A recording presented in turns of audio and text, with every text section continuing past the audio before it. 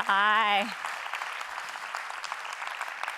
Thank you all for joining this afternoon. It's great to have you here. We're very excited. We have with us a special guest to talk to us about how the world of marketing is changing with mobile. With no further ado, please join me in welcoming Susan Prescott, Vice President of Product Marketing for Market, Service, and Application. Hello. How are you? Good to see you again. All right. First of all, I think we need to take stock of our upcoming memojis that everyone probably saw and thought, God, we look strikingly young in those memojis, right? I encourage all of you as marketers, as you age, just get rid of the photos and go with the memojis. It's our main message today. That's our main message today. Memojis are the way to go. Seriously though, we're thrilled to have you here today. I think many people saw in our keynote yesterday the announcement around our partnership and the things that we're doing together. Maybe you could share with the group a little bit about your role at Apple, what you're up to, what you're responsible for, and then we can dive in. Sure. First though, great job in the keynote yesterday to all of Salesforce and to you personally. Thank you. That was very well done. So. Thank you. Yeah, woohoo! So that was great. So I have been at Apple for about 15 years, which is a long time. When I started at Apple, it was a Mac company. And as we're going to talk about today, things are pretty different now with the advent of the iPhone and the iPad and our watches as well. So really exciting times. So my role at Apple, I'll fast forward through some of the early years, but there's been a theme around products. I have an engineering background, but now my responsibility is threefold. The first is markets. So from the perspective of enterprise and education, I am the person who works on the marketing side in those spaces together with our good friends in sales and PR. So that's one piece of my job. Also, apps, which is kind of where I came from. I was at Adobe for a number of years before I came to Apple doing software, which is kind of what Adobe does. And so I do that also at Apple with our Apple-branded apps. So I don't know if we have any pro video or music users who might use Final Cut or Logic, or folks who may use the Notes app, or News, or GarageBand, or iWork, and all of those apps. So the apps that are branded by Apple is also part of my responsibility. And services, which includes AppleCare, but don't come up with your specific problems. Go see Matt Brennan if you have any issues with your devices. Also some tech marketing, performance marketing, and some other areas. So markets, apps, and services, kind of three big areas, but really excited to be here today to talk about how Apple and Salesforce are moving forward together, which is, I hope you all agree, an incredibly natural partnership that was kind of going along anyway, and I think we've just taken the next step with the announcements yesterday. We've seen it for quite some time. Those who have followed Salesforce along its journey over the years, and in particular watched Mark. I mean, Mark was one of the first early Apple sponsors, our early application development work together, and then with the launch of the watch, we were there with you guys every step of the way that we've been with you, and want to continue to have the relationship work that way. Yeah. Been really good friends, and now I think we're besties, so taking it to the next level. So maybe we can talk a little bit about what we're seeing. I mean, you guys are so long been seen as just such an iconic brand for consumers out there. But the reality is you're serving the business world just the same. And maybe you can talk a little bit about, as we live in this consumer world with these heightened expectations for the consumer, how is that translating into business, and how are you guys thinking about that in your product strategy? Yep. So the big secret is people call Apple a consumer company, but at our core, we're a product company, and we really focus on building products for people. And people go through their day doing different things, and going to work is one of them, right? So as we build our products, we're thinking about all the different things people do, but it starts with our everyday lives and the basic things we want to do. So clearly the iPhone made an impact on people's personal lives first, and I don't want to sound arrogant, but in a pretty significant way, if you don't mind me saying so. I'll say it, massive. So transformative. So, really incredible. And what people came to feel is this intuitive user interface, which Mac users also, feel is a part of the Mac experience, but kind of taken to the next level. Like, my mom can use an iPhone really easily, which is pretty awesome. So the intuitive user experience, the proliferation of apps where there's really useful apps that perform a specific function that aren't all the same, they don't all look identical, and yet there's a familiarity in terms of how you interact with them and the job that they're doing. We had an ad campaign for a while, there's an app for that,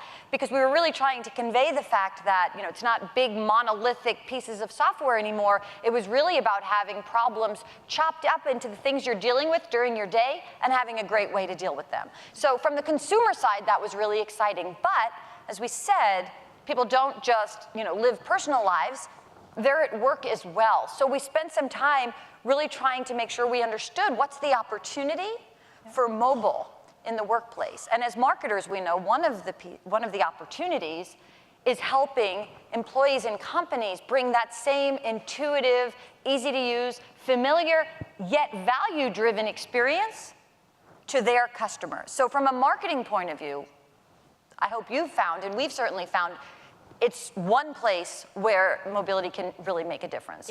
I think about it in terms of there's a breadth of tactics and things that we do out there as marketers.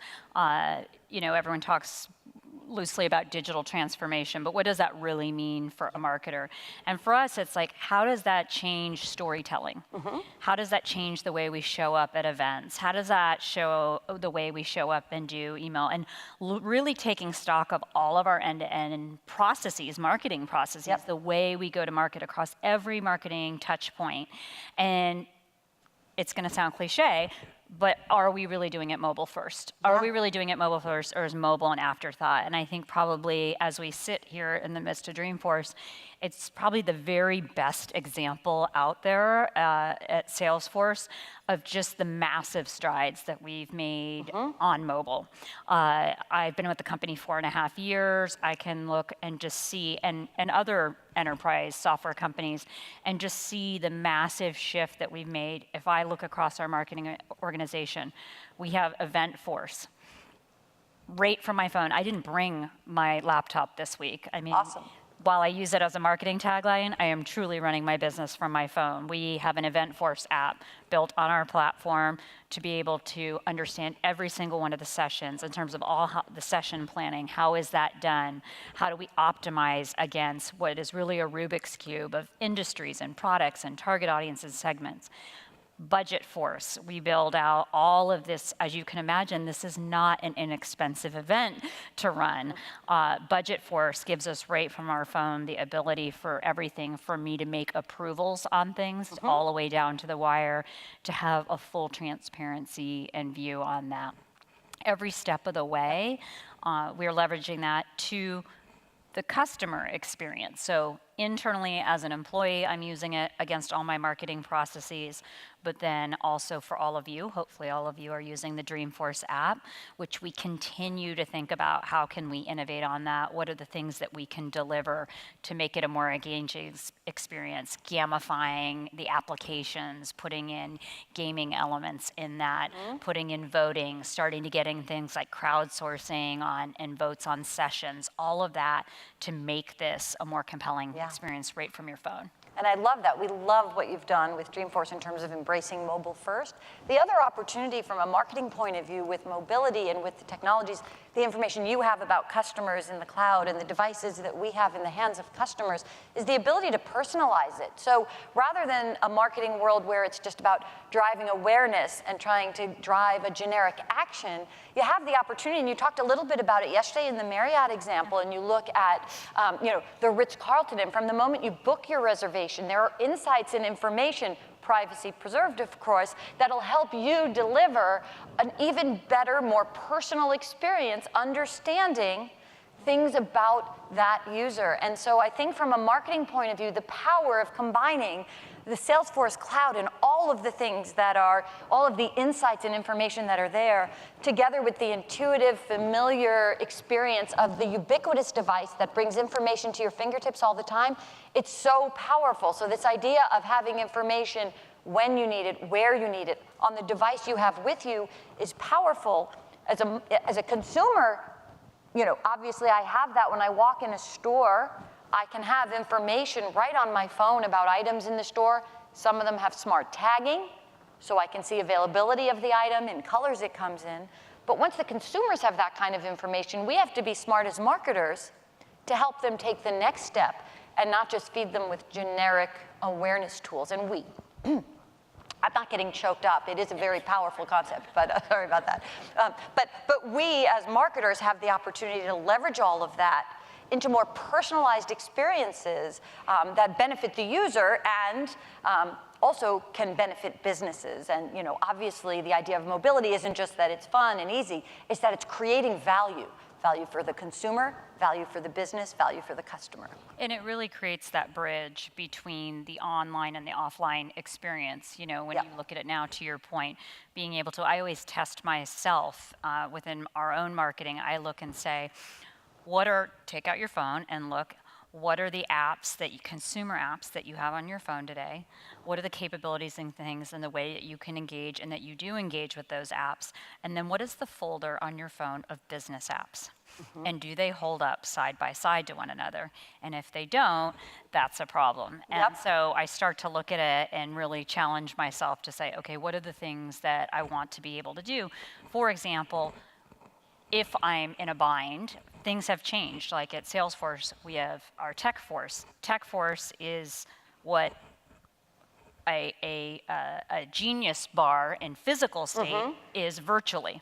So it allows people to have a full concierge experience on a mobile application that I don't have to necessarily go see someone in person. I can actually get my problems, troubleshoot them, solved right there from my phone. Yeah. And wherever I am on my business travel around the world.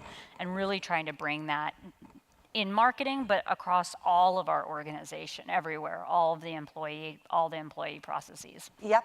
So very powerful. And we're really excited at Apple because you may know, if you follow Apple, we shipped our 2 billionth iOS device, which is kind of incredible. But to us, there's sort of, the importance in business isn't just people love their devices, so they have to use them in business, but it's the idea that we've actually built products, as I said, that are great for consumers and individuals to use in their personal lives, or as teams, Team Snap, or whatever it is, the apps that you're using every day. But we also build a lot of technology, and that's not necessarily evident to consumers or users of the device, that make it the best for business. So the security built into our device is best in breed. The privacy, the development platform, which has been really great in terms of the new partnership that we announced with Salesforce, and some of the things we're doing from a developer point of view. Well, the security and privacy has always been important, but I think now more than ever, particularly as marketers, I think for all the marketers out here in the room, we have a heightened sensitivity with GDPR and everything going on right now about, okay, how can we continue to grow and deliver a personalized experience and do that in a trusted and secure way and avoid the creepy factor that people can feel confident about that. And as marketers, creepy is not our goal. Yeah, for sure. Well, and so it's true. We talk about how we bring that together. Maybe can you share a customer success story, a customer that you're working with that you feel like has really done a phenomenal job on this with some of the applications that they've built? Yeah, well, there's several. I think one that we actually have in common that I love is Capital One. And they were really interested in drawing millennials to their banking services. And millennials and banking, it's like, So they wanted to really rethink things. And I think some of the work they've done is pretty inspirational. They have a really inspired CEO and CIO.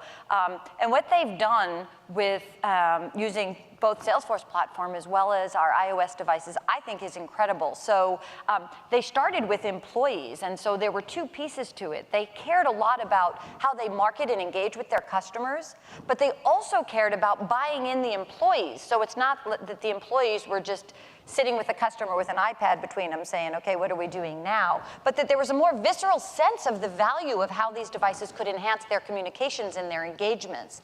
So at Cap One, the concept really was, and we've leveraged it more broadly, when employees are using devices they'll do their best work. And so Cap One ended up doing an employee choice program where most of their employees, virtually all of them, chose Apple devices, and they built apps for the employees to get use of those. So that was kind of the first step. That was a really powerful one. So if you think about how mobility can apply into business, you can imagine at the most basic level enhanced communications. Something like Quip around collaboration is very, very powerful. Something like messages, or the Chatter was, and Quip is, in terms of the messaging and communication. There's a lot you can do from just an enhanced communication point of view, and that matters. But you can go one more step, and that's around digitizing transactions. How do you bring things that were traditionally really paper-based or very analog and bring those to great mobile experiences? So that could be a mobile point of sale. In the case of Cap One, it's about how they created, certain HR processes, certain, internal document processes. They would use custom mobile apps to create those experiences. So whether it's work orders, you could imagine, or in a retail shop, it might be a point of sale kind of thing. So you imagine something like that. And then the third step would be apps that could really transform how things work. And I think some of the things we've done together in the recent announcement around the new apps that Salesforce is building around iOS and around the SDK help that transformation become real. So that next step. So Cap One did some enhanced communications, digitized transactions, but they went further to really look at how they could transform things for more value. So their employee sat went up based on the apps they built for their employees. But equally, or perhaps more importantly, they spent a lot of effort on their consumer-facing apps, their client-facing apps. So whether it's sitting with an iPad with the customer, not just to say, oh, look, I have some visuals, but to be able to do a transaction around finance and changing not just their app, but mobile first to them meant, wait, they don't have to come in to a banking center where I'm sitting behind a desk with a wired device. They created cafes, and I don't know if any of you have been any millennials who have been to the cafes? No. So they've created these great cafes as the experience where they talk about banking and help lead people to the best conclusion in terms of banking services, but with an iPad between them, literally a cafe backdrop, a really different point of view. So I think that's a really fun example where internally the customer looked at how apps could help transform their business in addition to just enhancing communications and that sort of thing, but also how the customer engagement could be improved. So that's one that I love. Yep. Do you have a favorite? Well, one might say Ben and Jerry's is my favorite. I heard that somewhere. One might say I like Unilever. In all seriousness, I mean, I talked about it yesterday, but 66 employee apps they already have running, employee apps that they have running, and these are all for their employees to be able to drive that speed and productivity, that collaboration, innovation in their organization. What I showed yesterday, their innovation process management. I mean, that at the finest is the ability for employees from all around the world to crowdsource new ideas and thinking, and it's so easily accessible to every employee in that company. It's a simple interface. It's a simple form submission. There's voting capability built in there. I mean, it's really tight what they've done, as well as what they're doing on the consumer side. Things like the Flavor Lab, bringing things like that together to create, using the power of those applications to create these really fun, interactive, rich brand experiences around something as simple as ice cream, soap, Dove, delivering those things. So we're thinking a lot about how do we create those interactions, those special personalized interactions from the mobile device for our customers, whether that's through community access, whether that's the way they engage with Salesforce just in terms of the relationship between them and their AE and their customer success group, all of that. Yeah. That's why I love, we talked about the Salesforce mobile app and the first Trailhead mobile app coming as part of this partnership. But the SDK is exciting, and the reason I think we love that is it's always exciting to see what customers and developers will do with technology that we haven't even thought of yet. So we've seen some amazing examples, and hopefully with some of the tools we're giving the combined Salesforce and Apple community, we're going to see, accelerated pace of people doing things that just are, surprising and delightful to their customers and to us as we see it happen. I think it's a pretty tremendous opportunity. So as we think about this, we're putting this out here in the market. We're making it available to not only marketers, but the truth is build these applications, we need to be able to tap into our developer communities. Yes. Let's spend a moment talking about how we're going to do that. How do we give the access to all the employees, not just the marketers, to build these apps for employee productivity, for better consumer experiences? So important. And it starts right here at Dreamforce in the Trailhead area, where there are resources to help explain in more detail some of the things that we've announced. But so in addition to things like the SDK, I think there's a broader set of initiatives that we have in common that's really about helping to enable anyone to learn to code. And we've taken slightly different approaches to the same problem or the same concept, and it's really an exciting place where we overlap. So looking at the demand for coders, in the world, it's accelerating. That and teachers are going to be in great demand. So if any of you are looking for career change, coding and teaching, good areas to focus on.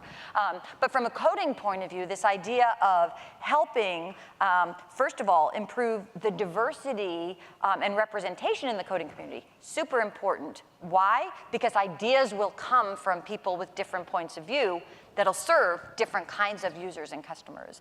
Can you speak a little bit to your Everyone Can Code program? Yeah, yep. So Everyone Can Code is another very specific thing that we've done, where the intention is to have free curriculum available from kindergarten through college that can help people learn to code. And I would say kids, but it's not only for kids. In fact, we have efforts at vocational and technical colleges helping people skill up for the app economy. One of the things that happened with the iPhone, as you know, is several months after the initial iPhone launched, we launched the App Store, and that started with 500 apps and now has millions of apps. There's 20 million developers. How do you tap into that app economy as an individual? So Everyone Can Code is curriculum available to schools and being used in thousands of schools by millions of kids around the world, but also is being used to reskill workers or people in vocational technical colleges to help give them skills that allow them to participate. And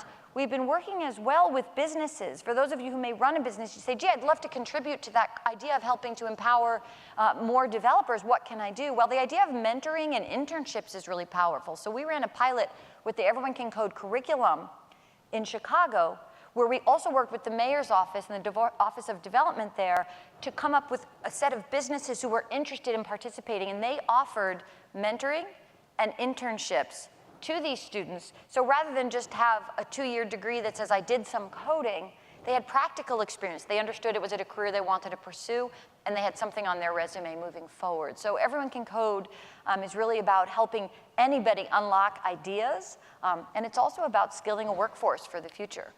I think it's a key ingredient. I think as you sit with a lot of people in marketing, it might be like, well, what does that mean to us? Well, first it's, how are you going to lead mobile first? How are you going to make sure that everything you do across your end-to-end processes in marketing? So have you decided how you're going to do storytelling, leveraging mobile? Have you talked about how you're going to reframe your events, your integrated campaigns, your website experience? Are you fully optimizing all of that for mobile? So we start there. Then when you start to surface all these opportunities for mobile application development, the question becomes, who's going to build it? Right. And I think we have a shared value, many shared values as a company, but we're both want to drive greater equality and diversity and see that there's a war on talent for building these applications. Marketers need to care. Building apps is everyone's business. It's not just the marketers, it's not just the developers, and we're both looking to increase the footprint of people who are skilled to do that. You're doing it with Everyone Can Code. We're doing that with Trailhead. And I think everyone here knows what Trailhead is, but just to be consistent with it, a free way for everyone to learn and really democratize the access to learning how to code and build these applications. I think it's so great, and it's so aligned. I think for us, too, part of Everyone Can Code, especially when you go into younger school-age kids, not all of them are going to become developers, right? I think in Ratatouille, it was something like, everyone can learn to cook, but not everyone is going to be a chef. And it's like, by understanding the world around you and how it's driven by software and understanding software, I think it helps kids go out into the workplace, even if the development and coding isn't their chosen profession.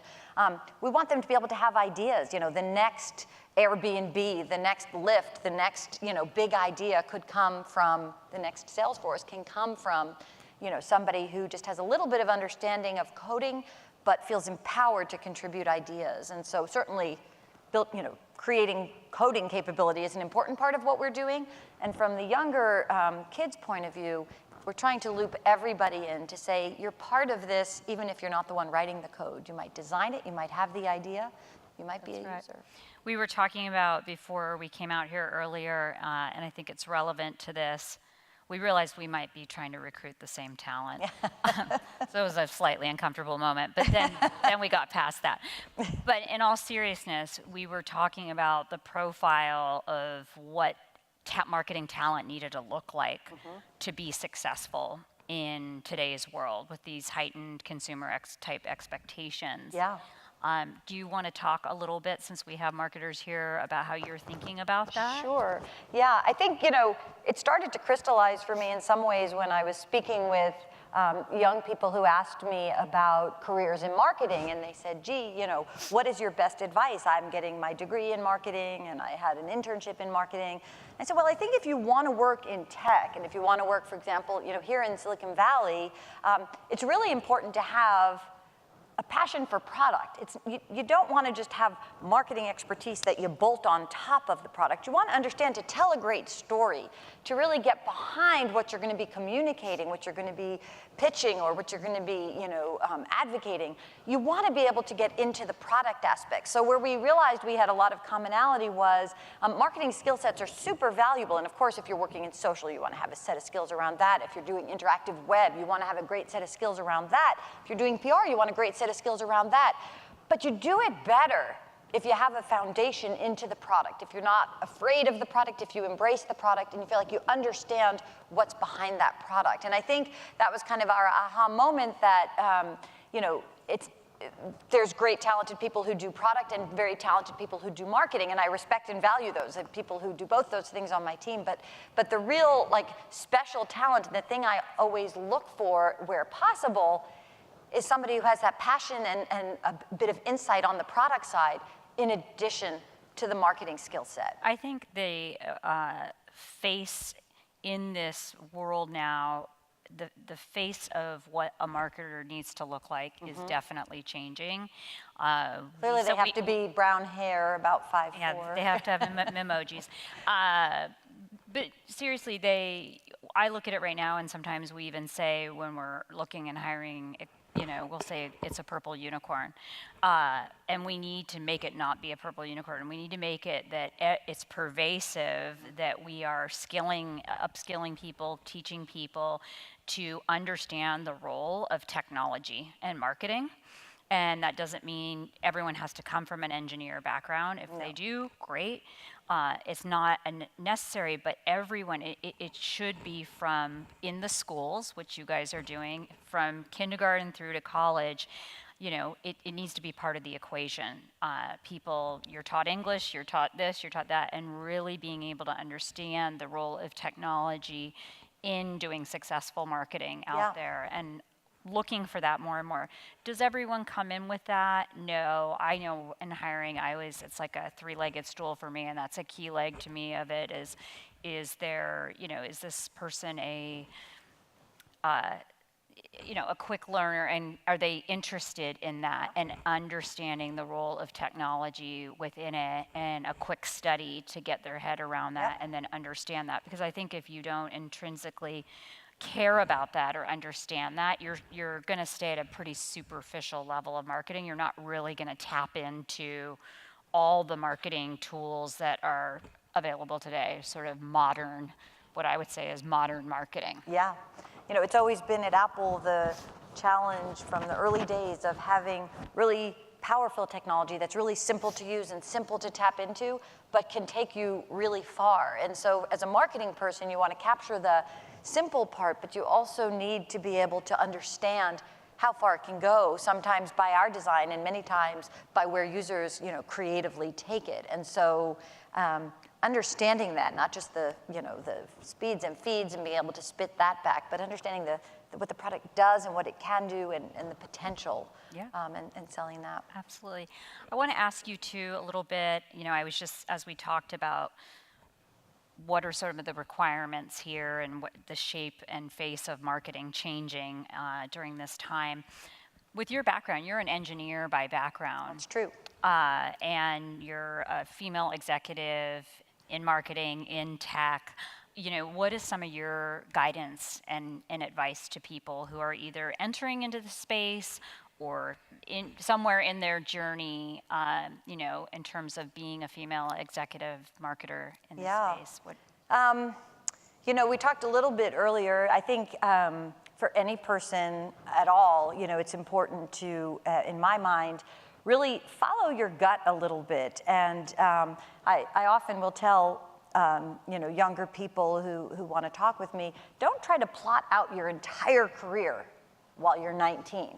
Because the truth is, 15 years ago, there was no iPhone. It was a Mac-only world. So say, I want to work at Apple and I'm going to be a Mac person. Well, you didn't know everything that would come. And now, with the pace of technology and technology, so much is changing so quickly. And skill sets, even from a schooling point of view, it's almost impossible to guarantee you're going to give a kid the exact skill set they need to perform a job function because, the jobs don't exist today that they may be working in. But what you can do is look at general kinds of skill sets, collaboration, working together. This idea that if you get an A, I get a B, we can't work together, that just doesn't suit the work environment. It's like you need to be able to collaborate and work in a team way. I think from a skill set point of view, I think trying to be open to opportunities that you don't expect and react to them. So I was telling the story that my move into marketing, I was an engineer undergrad and graduate school and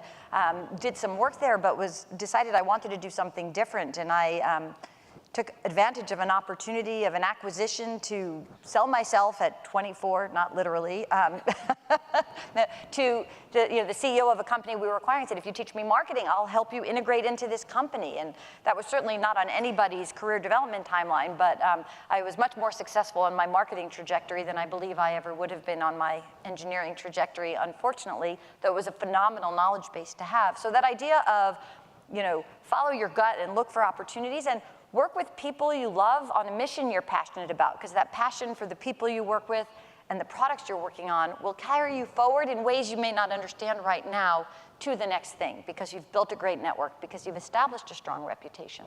So those are some of the things I try to, kids are worked so hard now in high school and in college, and if they go to grad school, and it's a really grueling process, and it's hard to tell them, step back a little bit, let go a little bit, and maybe just kind of let some things happen, and you may come upon something really magical that really fits you. Yeah, that's awesome. No, I think it's really, really good. We were talking a little bit just about it doesn't change on people, process, and technology. Like those are always the key ingredients. And on the people side of it, you're always looking for people who can collaborate. You overuse term, but sort of have an EQ to work cross-functionally. And for marketers, that's more important than ever to me. When I look at marketers today, and this might sound a little bit arrogant being a marketer, but I look at it and think it couldn't be a better time to be in marketing. The late 90s were kind of this whole time of Y2K, and the CIO sat at the center table, and every CEO was talking to their CIO about how are we going to deal with Y2K. And then you hit this early 2000s period where, we had a lot of financial mistrust happen, and the CFO's name was on the line, and it was Sarbanes-Oxley, and not that ever went away. And now I look at what we're on right now, and you talk to so many CEOs of companies, and I want a digital transformation. Some really know what they're saying, some don't. They say it, but they don't really know what that means. But if they look across their executive leadership team and they look across the functions in their company, the marketing organization is so well poised to stand up and lead that. And I'm not sure everyone's aware of that. And I think it's a tremendous time to be a marketer. But doing that means if you're going to stand up as a marketing organization and take that role, it means very much breaking out from the four walls of the marketing organization and saying, oh, I'm going to think about data holistically across our company, all those customer touch points. I am going to think when it comes to people, I need to hire people that can go across the four walls of marketing, reach into a whole network of people. In terms of processes, it isn't going to be okay anymore to just get niche marketer for everything. I am a social expert, I'm an events expert, I'm this. People are going to have to be much more cross-skilled and be able to play a hybrid role. And then that third piece, technology, they're going to have to understand the technology at some level. Yep. They're really going to have to. So I look and I kind of look at what's happened over the last 10 years with the explosion of mobility and all the technologies that are available to us now, and I'm not quite sure our hiring and our skilling has caught up with yet to have marketers be in this more hybrid set of skills. People, you're absolutely right, people out of school come in and say, I want to be a social media manager, or I want to work at this company. And to your point, I'm always sort of trying to frame them on the people, process, and technology. The technology will continue to innovate. The processes will change because we'll be doing different things. The people skills, they're going to serve you well your whole lifetime. That you want that. Yeah. So it's I feel really privileged right now to be in the role of marketing. It's with incredible responsibility, but I agree completely. I feel like we're lucky. I mean, it's a lot of fun. It's hard work, but it's a lot of fun to be doing marketing now, and it's a lot of fun talking with you Thank too. you. So I want to be sensitive to our time. Yeah. Maybe we could wrap up with just what's a campaign that you've absolutely loved and enjoyed? I know you've spent 12 years at Apple, and what brings you back the best memory? Maybe because you think it's the best campaign, or maybe it has the best backstory that you want to tell all of us. Oh, we're big at sharing dirt at Apple, so do I have stories for you? It was right when I was joining Apple, the iPod had been established, and it was early days, and it didn't take off immediately, but it seemed like an important idea going beyond the Mac and looking at this new product category. We weren't the first, as I'm sure many of you are thinking. You did not create the MP3 player, and we did not, but we took a really novel approach. And what I love when you talk about campaigns, there was it was very compelling when we had the 1,000 Songs in Your Pocket iPod campaign. And I don't know if any of you remember that campaign, but it was very powerful in its incredible simplicity. So it was like, well, what is this? MP3 players existed, but they weren't super prevalent, and I don't even know what you're talking about. So just that simple foundational kind of the what and why of 1,000 Songs in Your Pocket, and it was also Apple beginning to bridge together different parts of our makeup. So this idea of the Black Eyed Peas, the song Hey Mama was kind of birthed through the campaign around iPad with the silhouettes, with the white earbuds. There were so many iconic and phenomenal things to me about that campaign, which ended up being incredibly successful and resulting in a product line that we've recently, pretty much, laid to rest because of the role of iPhones and other technologies. You don't need a dedicated music player. You have this really extremely portable device that does many more things. But that always has a special place in my heart because it was right as I was coming to Apple, and just the amazing nature of that campaign and how effective it was internationally at driving It's a memorable campaigine. I mean, just the delight of the thought of having that, the promise of the 1,000 Songs in Your Pocket, the provocativeness of it, to your point, like, wait, what is someone talking about? Yeah. it was an incredible. Now we need Hey Mama to come over the loudspeakers anyway. There we go. There we go. Well, I want to thank you. We're so thrilled with the partnership. The work you guys are doing is absolutely amazing. We look forward to having you back here next year at Dreamforce. Yes. And please join me in thanking Susan Prescott for her time. Thank you very much.